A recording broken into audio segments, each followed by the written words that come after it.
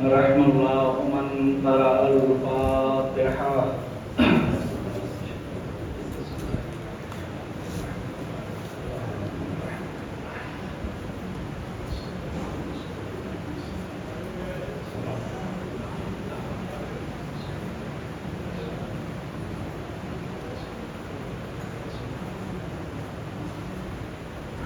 حسبنا الله ونعم المولى ونعم النصير. أعوذ بالله من الشيطان الرجيم. بسم الله الرحمن الرحيم. الحمد لله رب العالمين. الصلاة والسلام على سيدنا ونبينا وشفيع ذنوبنا وطبيب نفوسنا مولانا ومولى الثقلين جد الحسن والحسين أبي القاسم محمد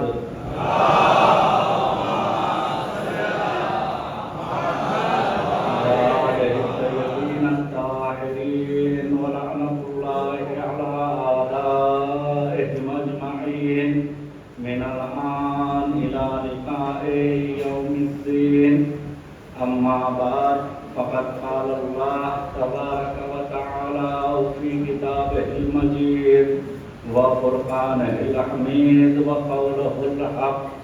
بسم الله الرحمن الرحيم.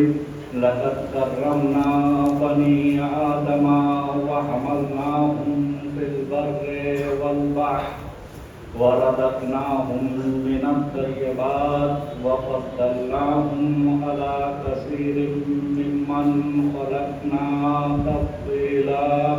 صلوات پر محمد.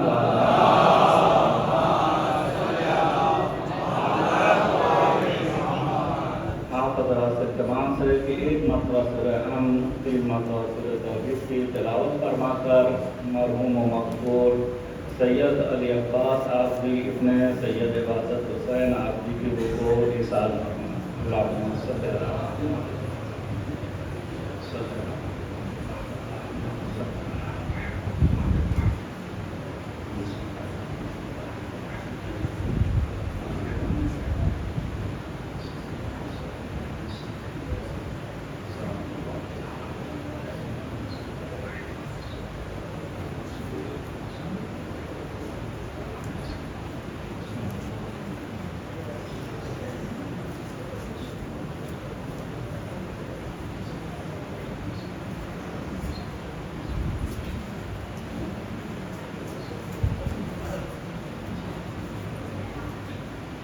پھر صلوات پڑھے محمد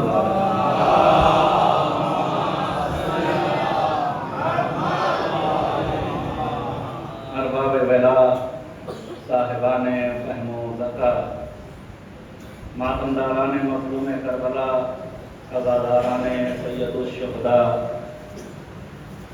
جس آیت کریمہ کو سرنام کلام قرار دیا ہے خالق کائنات، اس آیت کریمہ میں ہم انسانوں کے لیے ارشاد فرما رہا ہے لقد کرمنا بنی آدم. اے بنی آدم، ہم نے تمہیں مکرم کیا، ہم نے تمہیں فضیلت عطا کی، اور ہم ہی نے تم کو خشکی اور تری دونوں پر اٹھایا، یعنی سواریاں عطا کی، اور ہم ہی نے تم کو پاک و پاکیزہ رزق دیا، اور ہم ہی نے تم کو اپنی بہت سی مخلوقات پر فضیلت دی جیسا کہ فضیلت دینے کا حق تھا.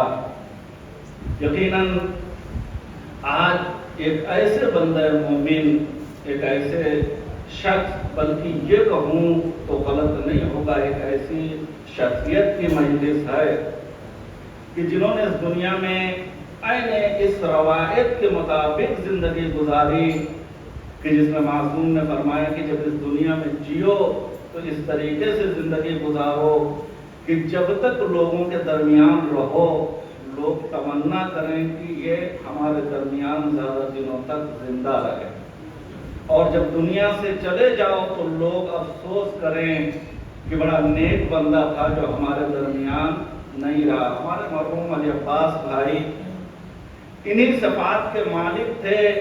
آج جتنے دوست اور احباب ہیں ان کے، وہ کفِ افسوس مل رہے ہیں کہ آج ہمارے علی عباس بھائی ہمارے درمیان نہیں ہیں۔ ہمارے مختار بھائی اکثر ان کا ذکر جب کرتے ہیں تو ان کی آنکھوں سے آنسو نکل جاتا ہے کہ عباس بھائی ہمارے کتنے مومن انسان تھے، اور جس طریقے سے مرحوم نے زندگی گزاری اس دنیا میں، وہی تربیت اپنی اولاد کو بھی دے کے گئے ہیں۔ اور ہمیں امید ہے کہ آج مرحوم اپنی قبر میں بہت مطمئن ہوں گے اپنی اولاد سے کہ ہم نے ان کو جو راستہ دکھایا تھا ہماری اولاد انہی راستوں پہ چل رہی ہے۔ عزیزو، اللہ نے اس آیت کریمہ میں جب ہم انسانوں کا ذکر کیا ہے تو یقیناً جب پیدا کرنے والے نے ایجاد کی منزل میں قدم رکھا تو کسی کو پست بنایا تو کسی کو بلند، افلاک کو بلندی عطا کیا تو زمین کو پستی، سورج میں گرمی قرار دی تو چاند میں خنکی، پتھر کو سخت بنایا تو پانی کو نرم، اگر اس نے دن کو نور کا لباس عطا کیا تو رات کو ظلمت کا لباس پہنایا۔ اللہ نے کسی مخلوق کو جاندار پیدا کیا ہے تو کسی مخلوق کو بے جان پیدا کیا ہے، لیکن ایک بات آپ اور ہم سبھی حضرات جو صاحب عقل ہیں وہ اس بات کو جانتے ہیں کہ اللہ کی وہ مخلوقات جو جاندار ہیں وہ بے جان سے افضل ہیں۔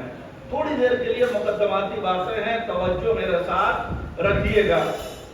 جو جاندار مخلوقات ہیں اللہ کی وہ بے جان سے افضل ہے، پھر جانداروں میں وہ افضل ہیں جنہیں اللہ نے عقل اور شعور عطا کیا ہے۔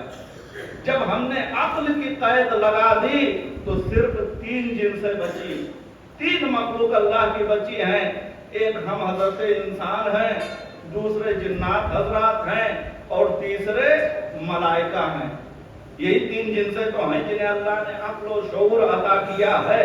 لیکن عزیزو، مسئلہ تو یہاں سے ہوتا ہے کہ تینوں جنسوں نے ابتدائی خلقت میں ایک ہی بز میں جمع ہو کر یہ فیصلہ کر دیا کہ دیکھو جن تو شیطان بننے کے قابل ہے، ملک انتہائی فضیلت کے باوجود نبوت کے لیے نااہل ہیں، خلافت کے لیے نااہل ہیں۔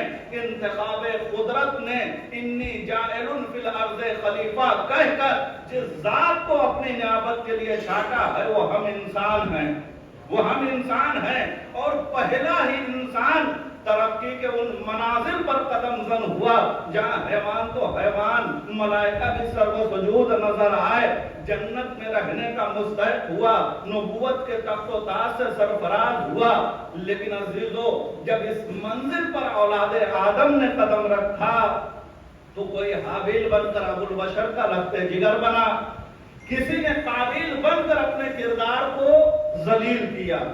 تھے دونوں جناب آدم کی اولاد مگر نسل کی فضیلت مٹ گئی، سلسلہ تناسل اور آگے بڑھا تو جناب نوح کی عظمت سامنے آئی، کافروں کی ڈوبتی ہوئی کشتی نے اپنی بستی کی منزل بتائی، جناب موسیٰ، جناب ابراہیم، جناب عیسیٰ نے نسل انبیاء کی افضلیت دکھلائی، تو فرعون و حامان و قارون و نمرود نے اپنے بدترین کردار کی بنا پر تباہ اور ذلیل اور ہلاک ہو کر اپنی پستیوں اور ذلتوں کا اعلان کیا۔ عزیزو، یہاں تک جو میں نے بیان کیا یہ مقدماتی باتیں، اس سے اتنا تو واضح ہو گیا یہ جو تقسیمات میں نے آپ کے سامنے بیان کی کہ انسان کی ذات میں بلندیاں ہیں، انسان کی ذات میں بلندیاں ہیں۔ اب میں یہاں سے اپنے اصل موضوع پہ آتا ہوں، لہذا یہاں سے خاص توجہ رکھیے گا۔ اس تقسیم نے اتنا واضح کر دیا کہ انسان کی ذات میں بلندیاں ہیں۔ میں آج آپ کے سامنے جس مولود حرم کا تعارف کرانا چاہ رہا ہوں وہی نسل ابراہیمی کا شرف جس کا نام انتخاب قدرت نے علی رکھا ہے۔ جس کا نام انتخاب قدرت نے علی رکھا ہے، جس کے معنی ہی بلندی کے ہیں۔ عزیزو، جب ہم دنیا والے کسی کا نام رکھتے ہیں تو مناسبت دیکھ کے نام نہیں رکھتے ہیں۔ جاہل کا نام عالم رکھ دیا، عالم کو جاہل کہہ دیا، مومن کا نام منافق رکھ دیا، منافق کا نام مومن رکھ دیا کرتے ہیں، صادق کو کاذب کہہ دیا کرتے ہیں، کاذب کو صادق کہہ دیا کرتے ہیں۔ لیکن جب پیدا کرنے والا کسی کا نام رکھتا ہے تو یاد رکھ کے ہر مناسبت کو دیکھ کے نام رکھتا ہے۔ اس نے جب محمد کو حرمت کا مستحق پایا تو نام محمود رکھا، اور حیدر کرار کو جب ہر کام میں بلند دیکھا تو نام علی رکھا۔ صلوات پڑھے محمد وآل محمد۔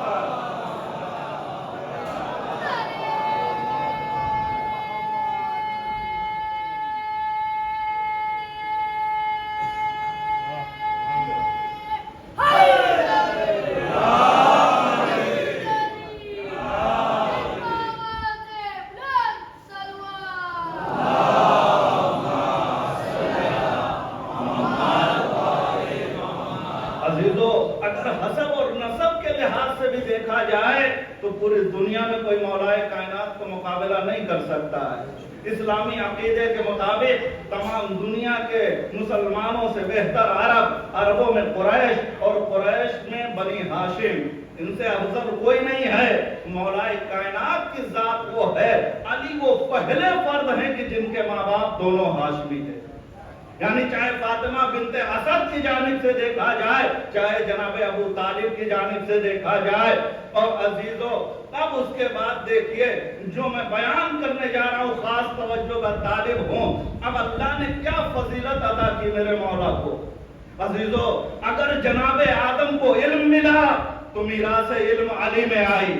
جناب نوح نے اپنے سفینے سے ایمانداروں کو نجات دلایا تو سفینہ آل محمد کے نام خدا علی بنے۔ اگر جناب ابراہیم کو خلت کا لقب ملا تو مولا کائنات ولی خدا بنے۔ اگر جناب موسیٰ نے اپنے اعجاز نبوت سے اپنے عصا کو اژدہے میں تبدیل کر دیا تو میرے مولا نے گہوارے میں ازدر کو چیر کے رکھ دیا۔ اگر جناب عیسیٰ کو افلاک کی بلندی ملی، اللہ نے ان کو چرخ چہارم پر بلایا ہے تو میرے مولا کو دوش رسول پر معراج حاصل ہوئی۔ اگر ہاشم کے حسن کو بدر کامل کا شرف ملا ہے تو میرے مولا کو قرآن نے والقمر کہا ہے۔ اگر جناب عبد المطلب کو پورے عرب کی سرداری ملی ہے تو میرا مولا بھی تو سید الاولیاء ہے، سید الاوصیاء ہے۔ اور اگر جناب ابو طالب نے پیغمبر اسلام کی نصرت کی، رسول امی کی نصرت کر کے ناصر رسول بنے تو عزیزو میرے مولا نے یہاں تک کیا کہ ناد علی اتروا دی۔ صلوات پڑھے محمد وآل محمد پر۔ عزیزو، کوئی مقابلہ نہیں کر سکتا ہے۔ اب اس کے بعد دیکھیں اللہ کس طریقے سے مولا کی عظمتوں کو بڑھا رہا ہے۔ اللہ نے مولا کائنات کو خانہ کعبہ میں پیدا ہونے کا شرف عطا کیا۔ آپ دیکھیں جب فاطمہ بنت اسد دیوار کعبہ کے پاس آئی ہیں، عزیزو کعبے کے اندر گئی ہیں تو دروازے سے نہیں گئی ہیں۔ اگر فاطمہ بنت اسد دروازے سے چلی جاتی تو آج دنیا کے ملا چیخ چیخ کر کہتے کہ اللہ نے تھوڑی نہیں بلایا تھا، اس میں کوئی علی کا شرف نہیں ہے، تو خود بخود چلی گئی۔ لیکن عزیزو اللہ نے دیوار میں در بنایا، دیوار پھٹی، اور آج تک وہ نشان خانہ کعبہ پہ موجود ہے۔ بڑی بڑی حکومتیں آئیں، آنے کے بعد چاہا کہ علی کی فضیلت کو مٹا دیا جائے، شیشہ پگھلا کر ڈالا گیا، لیکن عزیزو نشان آج تک موجود ہے۔ ابھی دور حاضر میں فرانس کے ایک مشہور انجینئر کو صرف اسی لیے بلایا گیا کہ اس دیوار کے نشان کو مٹایا جا سکے۔ لہذا جب وہ آیا اس نے دیکھا ایک معمولی سا نشان ہے، ایک لکیر ہے، تو اس نے کہا بھائی تم لوگوں نے مجھے کیوں زحمت دی، اتنی دور سے کیوں بلایا، میرے کسی شاگرد کو بلا لیا ہوتا وہ آ کر اس کو صحیح کر دیتا۔ لوگوں نے کہا بھائی پہلے صحیح کر لو اس کے بعد بولنا۔ عزیزو ایک مرتبہ اس نے اپنے علم کے مطابق، اپنے تجربے کے مطابق جو بھی کیمیکل اس سے ہو سکتا تھا اس نے لگایا، لیکن جب نشان نہیں مٹا تو ایک مرتبہ اس نے پوچھنا شروع کیا بھائی اس کی تاریخ کیا ہے؟ تو لوگوں نے بتایا تو اس نے کہا بھائی تم لوگ پہلے یہ بات بتا دیتے تو میں آتا ہی نہیں، تم لوگوں نے خدا کے مقابلے میں لا کے کھڑا کر دیا، خدا کے مقابلے میں۔ ارے جس چیز کو خدا رکھنا چاہے اسے کوئی مٹا نہیں سکتا۔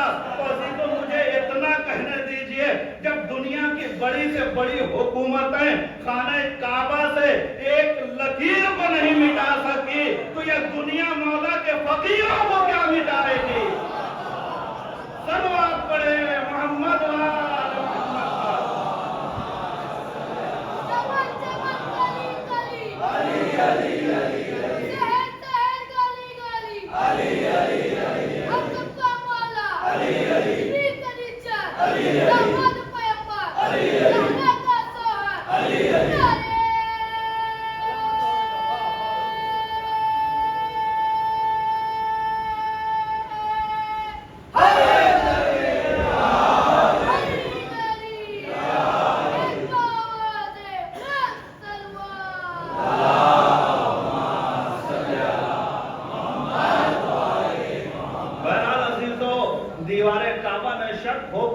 اندر آنے کا اشارہ کیا، منشاء باری تعالیٰ نے اندر آنے کی اجازت دی اور فاطمہ بنت اسد خانہ کعبہ کے اندر گئیں اور مولائے کائنات کی ولادت کہاں ہوئی؟ خانہ کعبہ کے اندر ہوئی۔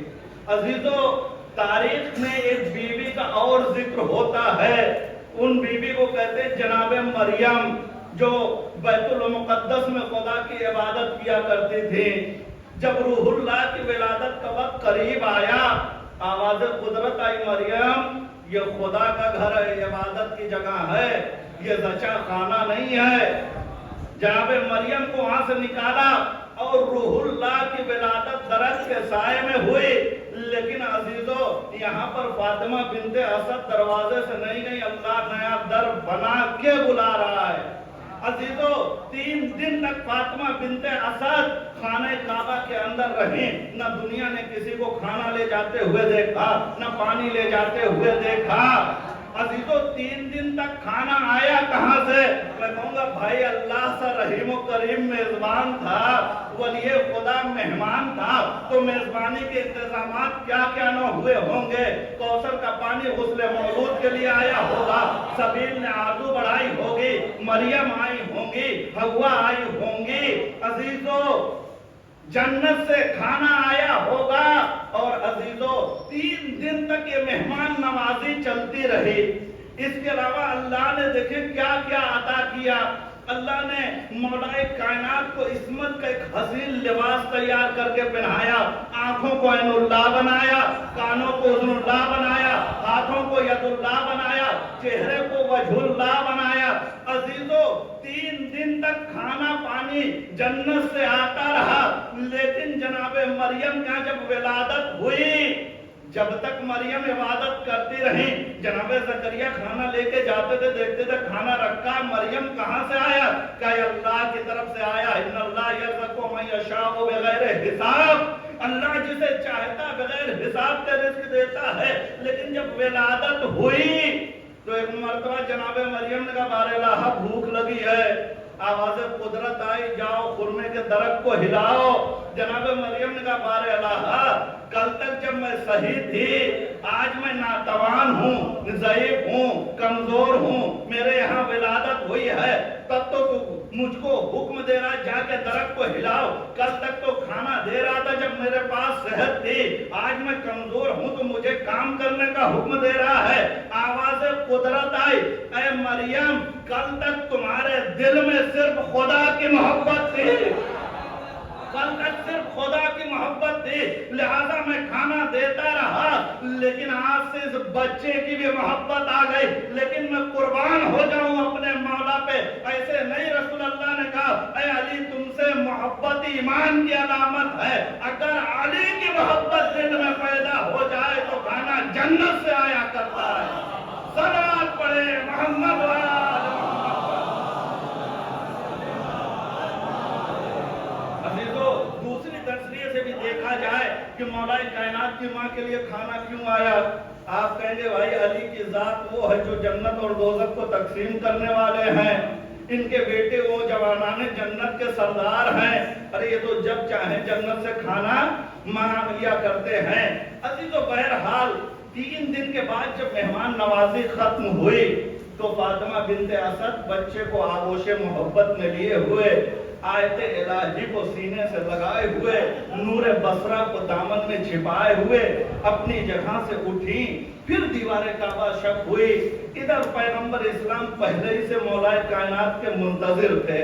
جیسے ہی مولا کائنات قبلہ اسلام سے باہر آئے، ایک مرتبہ خوشبوئے رسالت کو سونگا تو ہمت گئے، ہمت کر آغوش رسالت میں آئے، پہلے پہل رسول اللہ کی زیارت کرنے کے لیے آنکھیں کھولیں، جمال و کمال حبیب خدا کو دیکھا تو مسکرانے لگے۔ رسول نے بھی بھائی کا دل نہ توڑا، فوراً زبان کو دہن میں دے دیا۔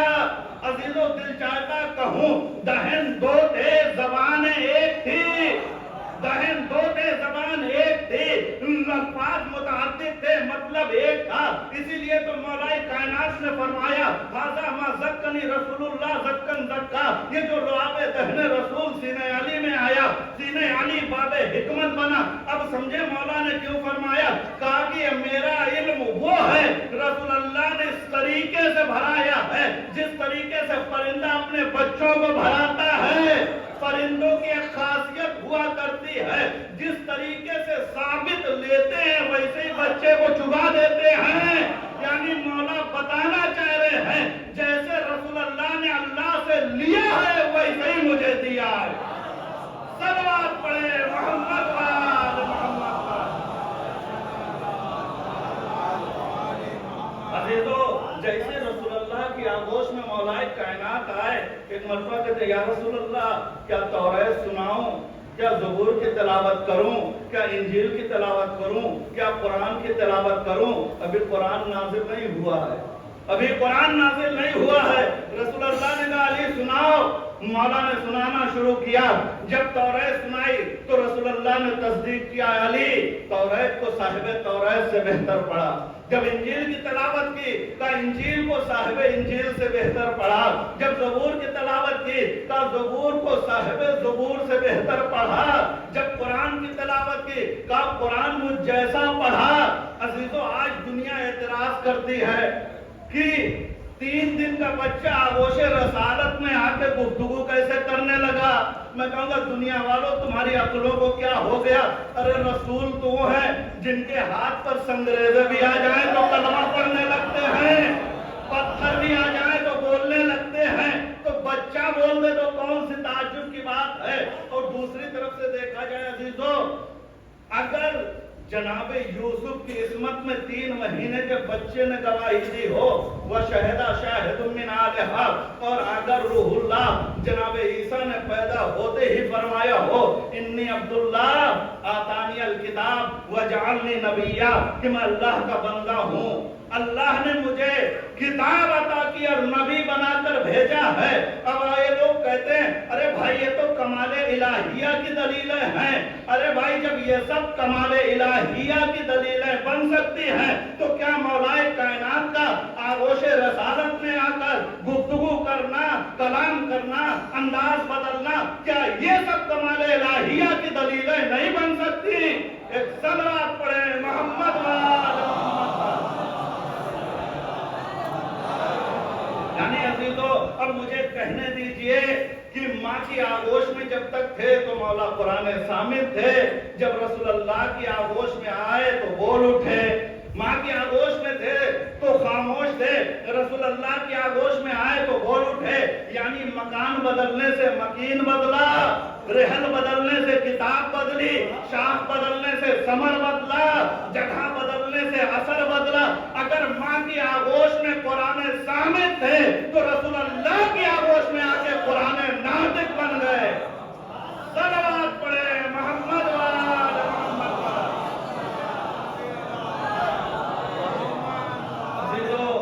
آج اسلام مولا کائنات کے اسم مبارک کے ساتھ کرم اللہ وجہہ کا اضافہ کیوں کرتا ہے؟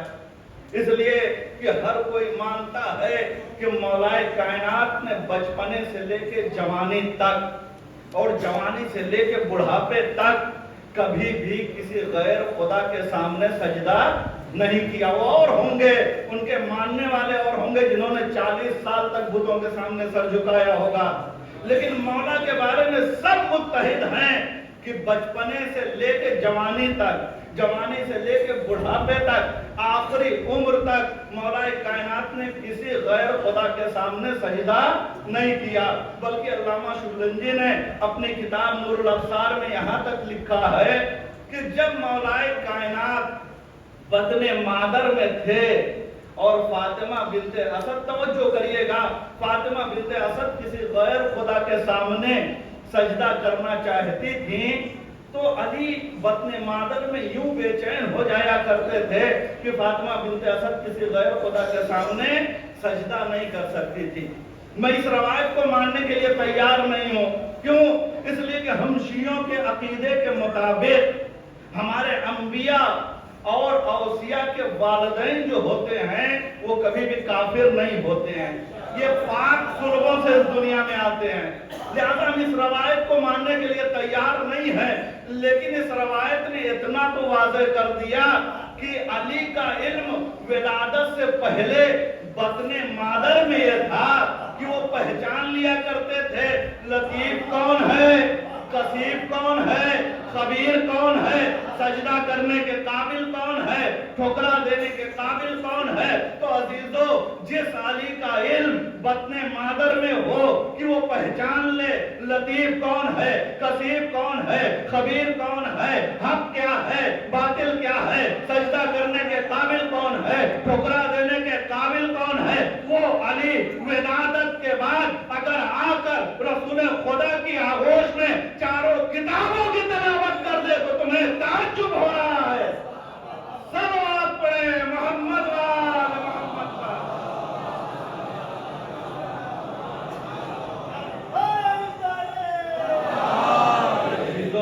آپ دیکھیں, یہ تو مولا کی وہ فضائل, ذرا سا مولا کی وہ فضائل بھی سن لیجئے. جب مولا کائنات کی ظاہری حکومت آئی, مولا کائنات کی ظاہری حکومت آئی اور مولا کائنات کے منبر پر تشریف لائے, عجیب منظر عزیزو. اس سے پہلے 3 حکومتیں آئی تھیں, 3 خلفاء آئے تھے. پہلے صاحب جو تھے وہ رسول اللہ کے احترام میں عرش منبر پہ نہیں بیٹھے بلکہ نیچے بیٹھے رسول اللہ سے. معلوم ہے کہ نہیں آپ کو؟ جب دوسرے صاحب آئے, بھائی ان کے یہاں تو وہ جو پہلے آیا وہی بہت با فضیلت ہے, جسے حکومت مل جائے وہ بہت ہی باشرف ہے, لیکن ہمارے یہاں حکومت دیکھ کر کسی کو عظمت نہیں ملتی ہے. لہذا دوسرے صاحب آئے تو انہوں نے وہ زینہ بھی چھوڑ دیا جس پہ پہلے صاحب بیٹھتے تھے اور نیچے بیٹھ گئے. تیسرے صاحب آئے تو بالکل ہی نیچے پہنچ گئے, دونوں کے احترام میں 2 زینہ چھوڑا تو بالکل نیچے پہنچ گئے. لیکن تاریخ بتاتی ہے کہ جب مولا کائنات کی ظاہری حکومت آئی تو کیا ہوا, جاء الحق وزهق الباطل, حق آیا باطل چلا گیا.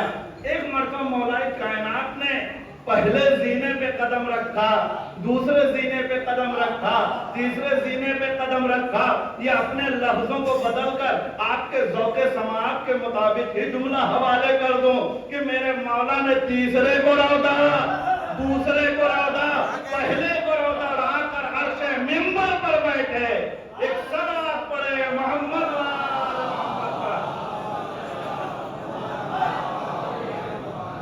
عزیزو. جب مولا آ کر عرش منبر پر بیٹھے نا تو ایک مرتبہ مجمع میں چیمی بوئیاں ہونے لگی کہ علی نے کیا کر دیا, علی تو اس جگہ بیٹھ گئے جہاں رسول اللہ بیٹھا کرتے تھے. تو مولا نے کہا ہم کیا سن رہے ہیں, تم لوگ کیا کہہ رہے ہو کہ ہم وہاں بیٹھ گئے, اس لکڑی کی بات تم لوگ کر رہے ہو کہ ہم وہاں بیٹھے. بھائی سنو, اگر کوئی رسول اللہ کی جگہ پہ بیٹھے اور اس کا قول, اس کا فعل رسول اللہ کے قول کے مطابق نہ ہو, اس کا فعل رسول اللہ کے فعل کے مطابق نہ ہو تو عودے منہ جہنم میں ڈھونک دیا جائے گا. ارے آج میں رسول اللہ کی جگہ بیٹھ گیا تو تمہیں اتنا تعجب ہو رہا ہے, کل تم نے خانہ کعبہ میں نہیں دیکھا تھا, رسول اکرم کے دوشے مبارک تھے اور علی کے कायम थे। सलावत पढ़े मोहम्मद वाले मोहम्मद पर। आज उस जगह पर बैठने पे ताज्जुब हो रहे हो, ये अली के कदम तो जो मुहर्रम नबूवत पर गए हुए हैं, खाने काबा से कैसे मौला ने बुतों को पाक किया, रसूल खुदा के दोष पे चढ़े थे कि नहीं चढ़े थे। अजीजों, मौला कायनात की जात वो है जिसने तमाम अंबिया की मदद की है। बस फर्क ये है कि तमाम अंबिया की मदद पोशीदा तौर पे की है। चाहे जनाब नूह की कश्ती भंवर में डगमगाई हो, बचाने वाली जात अली। जनाब इब्राहिम को नारे नमरूदी से बचाने वाली जात अली। अजीजों, तमाम अंबिया की मदद की है, लेकिन रसूल अल्लाह की पोशीदा तौर पे भी की है और जाहिर बज़ाहिर भी की है। मौला कायनात ने, आप देखें, अभी मौला कायनात का बचपना है, मौला कायनात का बचपना है। मौला कायनात ने एक दिन क्या देखा, रसूल अल्लाह जब मक्के में तबलीग करके आए, जब वापस आए तो मौला ने देखा रसूल अल्लाह जख्मी है। एक मरतबा मौला कायनात ने पूछा, या रसूल अल्लाह आप जख्मी कैसे हो गए? कहा क्या करूं, कुफार ने अपने बच्चों को सिखाया है कि जब मैं तबलीग के लिए निकलूं तो मुझे पत्थर मारें। कहा फिर आपने अपने चचा से क्यों नहीं कहा? कहा मैंने अपने चचा अबू तालिब से कहा, मेरे चचा शिकायत लेकर गए तो उन लोगों ने कहा ये तो बच्चों बच्चों का मामला है, इसमें हम और आप क्या कर सकते हैं, इसमें हम और आप क्या कर सकते हैं। मौला कायनात ने कहा, रसूल अल्लाह कल जब चलिएगा तो मैं भी आपके साथ चलूंगा, जब चलिएगा तो मैं भी आपके साथ चलूंगा। रसूल अल्लाह ने कहा ठीक है। मौला कायनात जब घर से निकलने लगे तो जेब में कुछ खजूर की गुठलियां रख ली, जेब में कुछ खजूर की गुठलियां रख ली। रोज के मामूल के मुताबिक बच्चे आए, रसूल अल्लाह को पत्थर मारना शुरू किया, लेकिन मौला कायनात ने कब्ल इसके कि पत्थर रसूल अल्लाह तक पहुंचते, जेब से खजूर की गुठलियां निकाली, कुफारे मक्का के उन बच्चों के जुत्थे पे हमला किया, उन्हीं खजूरों से मारना शुरू किया। किसी का हाथ टूटा, किसी का पैर टूटा, किसी के जिस्म को चाक कर गई।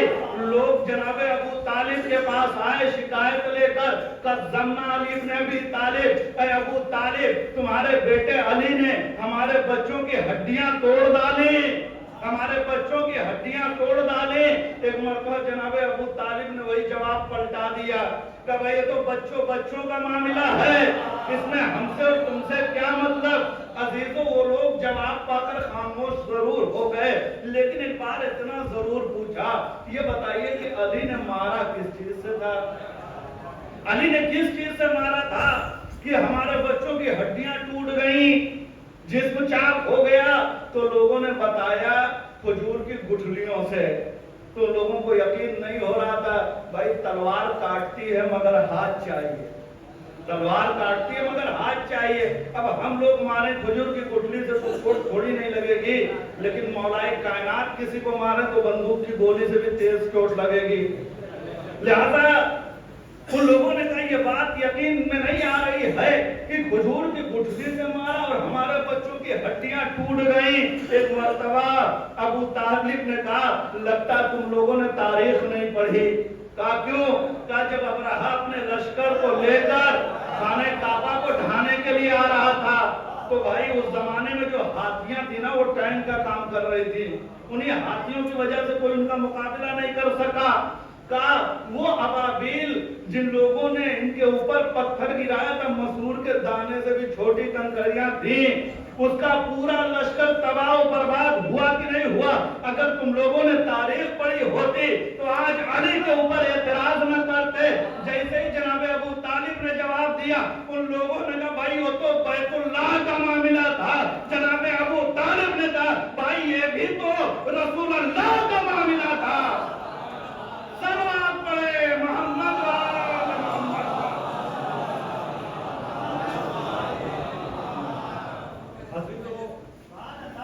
आप देखें कि मेरे मौला का मुकाबला कोई नहीं कर सकता है, मेरे मौला का मुकाबला कोई नहीं कर सकता है। जब माविया पूरे हुकूमत इस्लामी पर कब्जा इसने कर लिया, माविया ने पूरे हुकूमत इस्लामी पर कब्जा कर लिया, اور مدینے میں آیا۔ ابن عباس کون ہیں؟ ابن عباس مولا کائنات کے شاگرد ہیں، مفسر قرآن۔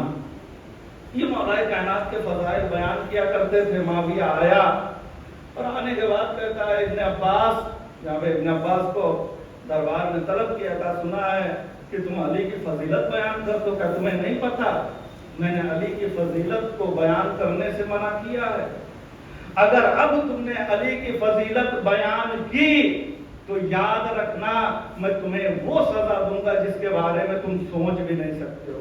ابن عباس نے کہا معاویہ میں تو صرف قرآن کی تفسیر بیان کرتا ہوں، وہ بھی حقیقی تفسیر، میں صرف قرآن کی تفسیر بیان کرتا ہوں، میں علی کی فضیلت بیان نہیں کرتا۔ ایک مرتبہ معاویہ نے کہا کہ یاد رکھنا اگر علی کی فضیلت بیان کی، عزیزو ایک مرتبہ ابن عباس نے کہا معاویہ سن، میں تو قرآن کی آیت پڑھتا ہوں، وَيُطْعِمُونَ الطَّعَامَ عَلَىٰ حُبِّهِ مسکینوں و یتیموں و اسیرا، لوگوں میں کچھ ایسے لوگ ہیں جو اللہ کی محبت میں اطعام کرتے ہیں، کس کو؟ یتیموں کو، اسیروں کو، مسکینوں کو۔ جب میں اس آیت کی تلاوت کرتا ہوں نا معاویہ، تو لوگ مجھ سے پوچھتے ہیں بھائی وہ اطعام کرنے والے ہیں کون؟ تو میں بتاتا ہوں علی کی ذات ہے، وہ جناب سیدہ کی ذات ہے، وہ حسنین ہیں، حتیٰ کہ جناب فضہ بھی شامل ہیں۔ ایک مرتبہ معاویہ کہتا ہے اے ابن عباس، ارے کیا تمہیں قرآن میں کوئی دوسری آیت نہیں ملتی ہے؟ تم یہ آیت کیوں پڑھ رہے ہو؟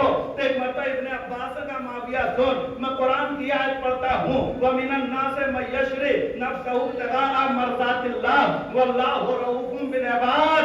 لوگوں میں کچھ ایسے لوگ بھی ہیں جو اللہ کی رضا کی خاطر اپنے نفسوں کو بیچ دیا کرتے ہیں۔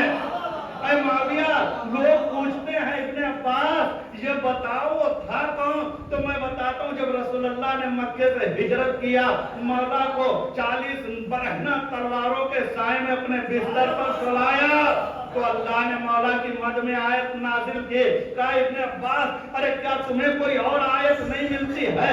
تم دوسری آیت کیوں نہیں پڑھتے ہو؟ کہا معاویہ سن، میں قرآن کی آیت پڑھتا ہوں، قُلْ لَا أَسْأَلُكُمْ علیہ اجرن الا المعدۃ فی القربى، اے رسول ان سے کہہ دیجئے ہم کوئی اجر رسالت نہیں چاہتے سوائے اس کے کہ ہمارے اقربا سے مودت کرو۔ جب میں اس آیت کو پڑھتا ہوں لوگ پوچھتے ہیں بھائی وہ اہل بیت ہیں کون جن سے مودت کرنے کا حکم ہے؟ تو میں نے کہا بھائی سب سے افضل اس میں مولا کائنات کی ذات ہے، ان کی اولادیں ہیں۔ اے معاویہ کیا میں نے کوئی غلط تفسیر بیان کر دی؟ معاویہ نے کہا ابن عباس ارے کیا تمہیں یہی قرآن کی آیت ملی ہے؟ کوئی اور قرآن کی آیت کیوں نہیں پڑھتے؟ ابن عباس نے کہا معاویہ سن، میں قرآن کی آیت پڑھتا ہوں، انما ولیکم اللہ ورسولہ والذین آمنوا الذین یقیمون الصلاۃ ویؤتون الزکاۃ وہم راکعون۔ بس اللہ تمہارا ولی ہے، اس کا رسول اور وہ لوگ جو ایمان لائے، صرف ایمان نہیں بلکہ جو لوگ نمازیں قائم کرتے ہیں، حالت رکوع میں زکات دیتے ہیں۔ اے معاویہ لوگ مجھ سے تفسیر پوچھتے ہیں وہ کون تھا جس نے حالت رکوع میں زکات دی؟ میں کہتا رسول اپنی مسجد میں نماز پڑھا رہے تھے، سائل آیا ایک مرتبہ سوال کیا، اتنے بڑے مجمع میں مولا کی ذات تھی جس نے اپنی انگشت مبارک بڑھائی اور سائل انگشتری کو لے کے چلا گیا۔ اے معاویہ کیا میں نے کوئی غلط تفسیر بیان کر دی؟ معاویہ نے کہا ابن عباس ارے قرآن میں تو اور آیتیں ہیں، تم یہ آیت کیوں پڑھ رہے ہو جو علی کی فضیلت میں ہے؟ ایک مرتبہ ابن عباس نے کہا سنو خدا قرآن میں کہہ رہا ہے وَاعْتَصِمُوا بِحَبْلِ اللَّهِ جَمِيعًا وَلَا تَفَرَّقُوا، اللہ کی رسی کو تم لوگ مضبوطی کے ساتھ پکڑ لو، دیکھو آپس میں اختلاف نہ کرنا۔ تو پوچھتے بھائی اللہ کی رسی ہے کون؟ ہم نے کہا علی کی ذات ہے۔ اے معاویہ کیا میں نے کوئی غلط تفسیر بیان کر دی؟ ایک مرتبہ معاویہ کہتا ہے اے ابن عباس ارے کیا تمہیں کوئی اور آیت نہیں ملتی ہے؟ کوئی اور آیت پڑھو۔ ایک مرتبہ ابن عباس نے کہا معاویہ سنو میں قرآن کی آیت پڑھتا ہوں، وَقِفُوهُمْ إِنَّهُمْ مسئولون، ان کو روکو، قیامت کے دن کہا جائے گا کہ ان کو روکو ابھی ان سے سوال کرنا ہے۔ لوگ مجھ سے پوچھتے ہیں ابن عباس جو خدا کہہ رہا ہے ان کو روکو ان سے سوال کرنا ہے، تو قیامت کے دن کون سا سوال کیا جائے گا؟ میں بتاتا ہوں علی کی ولایت کے بارے میں سوال کیا جائے گا۔ کیا میں نے نے غلط تفسیر بیان کر دی. کہا ابن عباس ارے کیا کوئی اور آیت نہیں ہے؟ تم علی کی فضیلت والی آیتیں کیوں پڑھتے ہو؟ ابن عباس نے معاویہ سن، لوگ مجھ سے سوال کرتے ہیں اما یتساءلون عن النبأ العظیم الذی ہم فیہ مختلفون. اے ابن عباس یہ بتاؤ جو آیت تم پڑھتے ہو کہ تم سے قیامت کے دن نبأ عظیم کے بارے میں سوال کیا جائے گا، یہ نبأ عظیم ہے کون؟ میں نے کہا بھائی اس کی سب سے بڑی فرد مولا کائنات ہے. اے معاویہ کیا میں نے کوئی غلط تفسیر بیان کر دی؟ معاویہ نے کہا نہیں، لیکن تم وہ آیت نہ پڑھو جس میں علی کی فضیلت ہے. ایک مرتبہ ابن عباس نے کہا سنو خدا قرآن میں کیا کہہ رہا ہے، یا ایھا الرسول بلغ ما انزل الیک من ربک وان لم تفعل فما بلغت رسالتہ. اے رسول اس پیغام کو پہنچا دیجئے جو آپ پر پہلے سے نازل کیا جا چکا ہے. اگر آپ نے ایسا نہیں کیا تو گویا رسالت کا کوئی کام ہی انجام نہیں دیا. عزیزو اللہ کے تیور اتنے بدل کیسے گئے؟ اے رسول نہ آپ نے نماز پہنچائی، نہ روزہ پہنچایا، نہ حج پہنچایا، نہ پیغام توحید پہنچایا. اے ابن عباس ارے اتنا تو بتاؤ پیغام تھا کیا؟ ابن عباس کہتا معاویہ میں لوگوں کو کہتا ہوں وہ علی کی ولایت کا، علی کی خلافت کا پیغام تھا. معاویہ نے کہا ابن عباس ارے کیا قرآن میں کوئی اور آیت نہیں ہے؟ تم ہر وقت علی کی فضیلت کی آیتیں کیوں پڑھتے ہو؟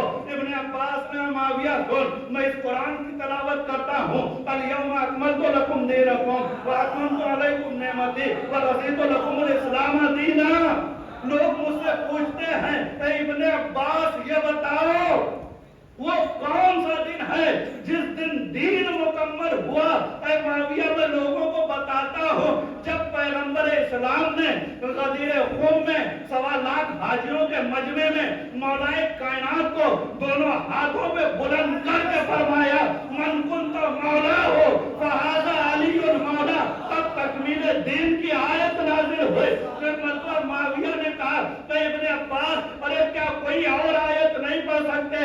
ابن عباس نے کہا معاویہ سن ارے پورا قرآن تو علی کی مدخانی کر رہا ہے، علی کا قصیدہ کر رہا ہے. تو مجھے کون کون سی آیتوں کو پڑھنے سے روکے گا؟ اس سے بہتر ہے کہ تو مجھے قرآن پڑھنے سے روک دے. صلوات پڑھے محمد وآل محمد.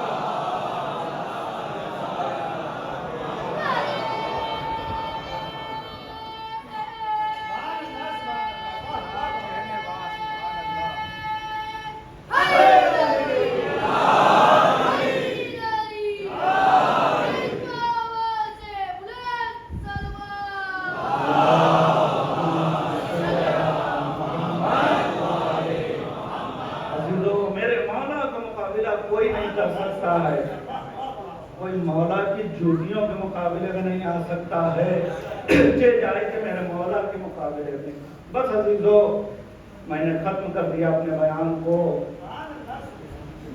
یہ وہ ذوات مقدسہ ہیں جن کے فضائل کو دنیا قیامت تک نہیں بیان کر سکتی ہے، کوئی نہیں بیان کر سکتا عزیزو. لیکن جس طریقے سے ان کے فضائل کی کوئی کمی نہیں ہے، دنیا نے ان کے اوپر مسائل بھی بہت زیادہ ڈھائے ہیں. آج میں آپ کے سامنے بھائی اور بہن کی محبت کے مسائل پیش کرنا چاہ رہا ہوں. عزیز و تاریخ اس وقت کو بھلا نہیں سکتی ہے کہ جب جناب عبداللہ نے جناب زینب کے لیے اپنا رشتہ پیش کیا تو مولا کائنات نے کہا عبداللہ مجھے یہ رشتہ منظور ہے، لیکن یاد رکھنا کہ کائنات میں یعقوب اور یوسف جیسے باپ بیٹے نہیں گزرے ہیں، محمد اور فاطمہ جیسی باپ بیٹی نہیں گزری ہیں، اور حسین اور زینب جیسے بھائی بہن نہیں گزرے ہیں. کبھی بھی حسین کو سفر درپیش ہو تو زینب کو نہ روکنا، اس لیے کہ زینب حسین کے بغیر ادھوری ہے، زینب حسین کے بغیر زندہ نہیں رہ سکتی ہے. عبداللہ نے ہاتھوں کو جوڑا کہ مولا میری کیا مجال کہ میں شہزادی کو روک سکے. لیکن جناب زینب کی شادی ہوئی، عبداللہ کے گھر آئیں. عربوں میں دستور تھا کہ ماں تیسرے دن بیٹی کی خبرگیری کے لیے جاتی تھی. جناب سیدہ اس دنیا میں موجود نہیں ہے، مولا کائنات بے چین ہیں इस फरीज़े को कौन अंजाम दे। जनाब फिजा ने देखा, समझ गई, हाथों को जोड़ा, आका अगर शहजादी नहीं है तो क्या हुआ, शहजादी की मखदूमा हाजिर है, मैं इस फरीज़े को अंजाम दूंगी। जनाब फिजा जनाब ज़ैनब के घर आई। जनाब ज़ैनब ने जैसी माँ की कनीज फिजा को देखा, ज़ारो कतार रोने लगी। एक मरतबा जनाब फिजा ने कहा, शहजादी मैं समझ गई आप क्यों रो रही हैं।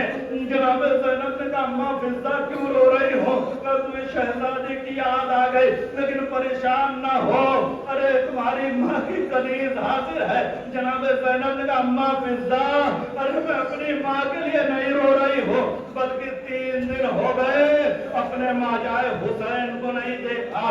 जनाब फिजा जल्दी से घर पे आए। मौला ने कहा, जल्दी जितनी जल्दी हो सके हुसैन को ज़ैनब के पास भेज दे। अजीजों, ये मोहब्बत है भाई और बहन की। यही वजह कि 28 रजब को जब ये काफिला मदीने से चलने लगा, एक मरतबा जनाब ज़ैनब से इमाम हुसैन ने कहा, ज़ैनब तुम्हारे शौहर अब्दुल्ला जिंदा हैं, जाओ पहले अपने शौहर से इजाजत तलब करो। जनाब ज़ैनब शौहर की अजमत को नहीं समझेंगी तो कौन समझेगा। एक मरतबा अब्दुल्ला के पास आई। अब्दुल्ला आंखें बंद किए हुए लेटे थे। जनाब ज़ैनब सिराने बैठ गई, कुछ कहा नहीं, बैठ के रोना शुरू किया। अश्क के कतरात अब्दुल्ला के चेहरे पे गिरे। एक मरतबा अब्दुल्ला ने आंखें खोली, बेचैन हो गए, शहजादी अब्दुल्ला की जिंदगी में दिल क्या कर रही है। तो अब्दुल्ला तुम्हें पता है, अरे मेरा माजाया मदीना छोड़ रहा है, और अगर ज़ैनब को हुसैन से जुदा कर दिया गया तो ज़ैनब जिंदा नहीं रहेगी। बदकिस्मत अब्दुल्ला ने हाथों को जोड़ा, तो शहजादी मेरी क्या मजाल, मैं आपको रोक सकूं, मेरी और आपकी तो शादी इसी शर्त पे हुई है। तो जनाब ज़ैनब इजाजत लेकर आई। कितना इत्तेफाक और इन्हमाक पाया जाता भाई और बहन में। हुसैन ने मदीना छोड़ा, ज़ैनब ने मदीना छोड़ा।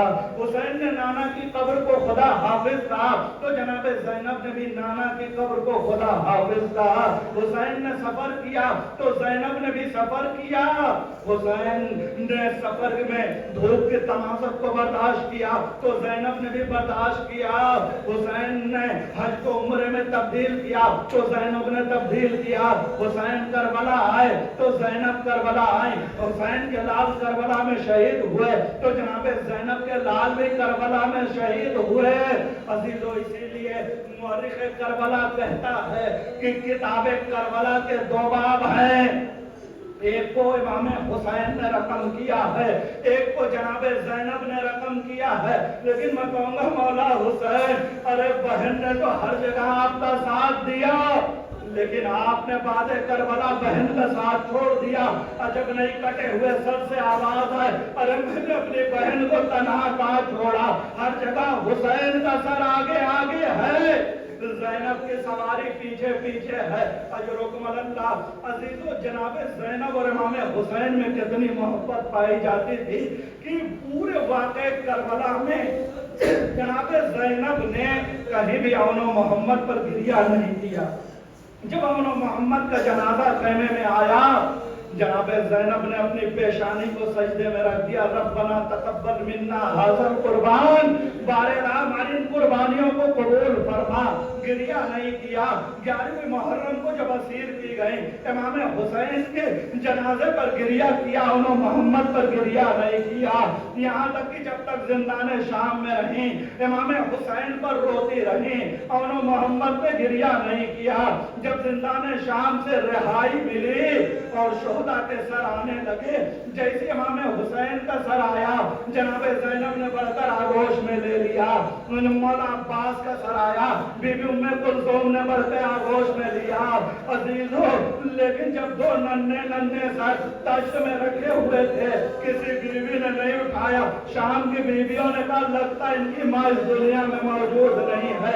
जनाब ज़ैनब तड़प गई। शाम की बीवियों ऐसा ना कहो, अरे उनकी दुखियारी माँ ज़ैनब जिंदा है, लेकिन ज़ैनब पहले अपने माँ जाए पे गिरिया करेगी। अजीजों, ये लुटा हुआ काफिला दोबारा करबला आया। جناب زینب نے اپنے آپ کو ماجائے کی قبر پہ گرا دیا. سکینہ کی سنائی اے بھیا حسین, ارے بہن بڑی شرمندہ ہے کہ آپ کی امانت کو زندان شام میں چھوڑ کے آ رہی ہے. عزیزو, امام حسین کی قبر پہ گریا کیا ہے, اور محمد کی قبر پہ گریا نہیں کیا.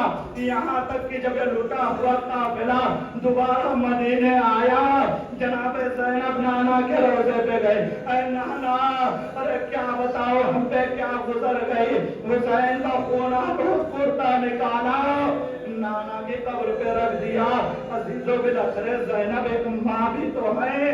آخر زینب گریا کیوں نہیں کر رہی ہے, زینب رو کیوں نہیں رہی ہے. عزیزو, جناب زینب کے اوپر ذمہ داریاں تھی. جب بیویوں کو ان کے گھروں تک پہنچا دیا, ان کی منزل تک پہنچا دیا, ایک دن جناب عبداللہ نے کہا اے بیٹا سید سجاد, اپنی بھوبی سے کہو اپنے گھر آئے. جناب زینب اپنے شوہر کے حکم کے مطابق اپنے گھر پہ آئیں. جس وقت گھر پہ آئیں عبداللہ گھر پہ موجود نہیں تھے. ایک مرتبہ گھر میں داخل ہوئے. اب جو جناب زینب کی نگاہ اور محمد کے حجرے پہ پڑی, دو چھوٹے چھوٹے مسلح دیکھے. اب تابے ضبط نہ رہی, ہائے اور ہائے محمد کہہ کے رونا شروع کیا. اسی اسنا میں عبداللہ آ گئے. کہا بی بی, اگر محمد پہ گریا کرنا ہے تو جا کے اپنے گھر گریا کیجئے. ایک مرتبہ جناب زینب نے کہا اے والی او والی, ارے مجھ پر وہ وقت آ گیا کہ تم نے بھی مجھے نہیں پہچانا. عبداللہ نے کہا بی بی, جب مدینے سے گئے تھے سر کے بال سے آتے, کمر جھکی ہوئی نہیں تھی. ایک مرتبہ عبداللہ نے ہاتھوں کو پکڑا. بی بی آپ واقعہ کربلا بیان کرے. آپ نے تو اپنی نگاہوں سے دیکھا ہے.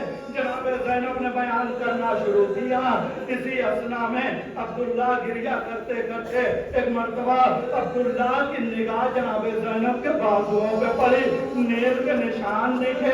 اور زینب, ارے تمہارے بازوؤں پہ نیل کے نشان کیسے ہیں. جناب زینب نے عبداللہ, ارے تمہیں کیا بتاؤ, بھیا کی شہادت کے بعد خیموں میں آگ لگا دی گئی, ہمارے سروں سے چادریں چھین لی گئی, ہمیں رسن بستہ دیار بدیار پھرایا گیا. بس جیسے عبداللہ نے سنا کعبے ضبط نہ رہی, دوڑ کے تلوار اٹھایا. ارے عبداللہ زندہ رہا. عبداللہ کی زندگی میں اس کی نام اس کو دیار بدیار پھرایا گیا. ارے اگر آج میں نے شام و کوفہ کو ایک نہ کر دیا تو مجھے عبداللہ نہ کہنا. جناب زینب سید سجاد کے پاس آئے. اے بیٹا سید سجاد, ارے اپنے پھوپھا کو روک لو ورنہ قیامت آ جائے.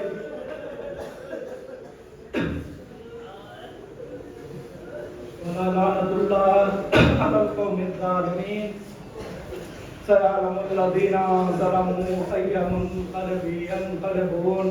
بارک اللہ تجھے واسطہ محمد اور محمد علیہ السلام کا ہمارے اس مختصر سے ادا کو قبول فرما. بارک اللہ ہمارے ناصروں کو ہمارے جناب سیدہ میں جگہ عنایت فرما. بارک اللہ ہمارے ناصروں کو روز محشر ہماری شفاعت کا ذریعہ قرار فرما. بارک اللہ ہمارے علی عباس بھائی کی مغفرت فرما. انہیں جمال علم معصومین میں جگہ عنایت فرما. ان کے درجات کو بلند فرما. اے میرے معبود, ان کی قبر پر اپنی رحمتوں کا نزول فرما. تمام پسماندگان کو صبر جمیل عطا فرما. اے میرے معبود, تجھے واسطہ محمد اور آل محمد علیہ السلام کا تمام حاضرین مجلس کے نیک حاجات کو پورا فرما. بارگاہ میں جو لوگ مقروض ہیں غیر سے ان کے قرضوں کی ادائیگی فرما. جو لوگ مریض ہیں بیمار کربلا کے صدقے میں شفائے کامل و عاجل عطا فرما. اے میرے معبود, سب سے بہترین دعا ہمارے آقا اور مولا کے ظہور میں تعجیل فرما. ہم سب کو امام کے احوال و انصار میں شمار فرما. وتقبل منا انک انت السمیع العلیم. ماتم